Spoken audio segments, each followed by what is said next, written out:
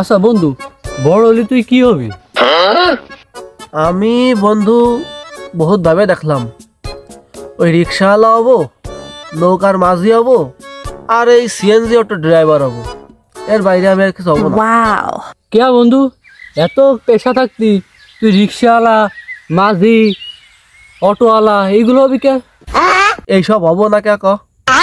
এই মনে কর যে কোনো জায়গা বিপদ হলি সেই জায়গা চলে যাবো, আর মনে কর যে লিগাল যে ভাড়া, সেই ভাড়ার মনে কর 4-5 ডবল নেবো।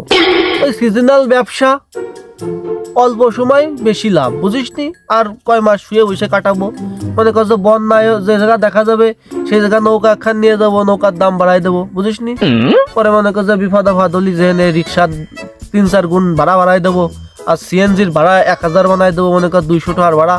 এইগুলো বিরাট। মনে কর মাঝে মাঝে স্টেডিয়ামের মধ্যে পানি বিক্রি করবো, মনে কর পানি 20 টাকার পানি 1000 টাকা 600 টাকা বেচবো, বুঝিস নি? ভালো লাভ, ভালো লাভ।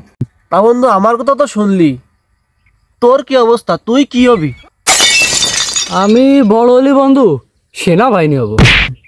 কি বলিস? তুই হঠাৎ করে সেনাবাহিনী ক্ষেত্রে হবি? সেনাবাহিনী হয়ে তোকে মতন এই যে যারা সিন্ডিকেট আছে তাকে পাশা লাল করে দেবো। ওই আর কি করলাম বন্ধু, তুই বন্ধু না, তোর সাথে আর কি করলাম। আমি ওই ছোট করে একটা ব্যবসা করে খাবো, সমস্যা না।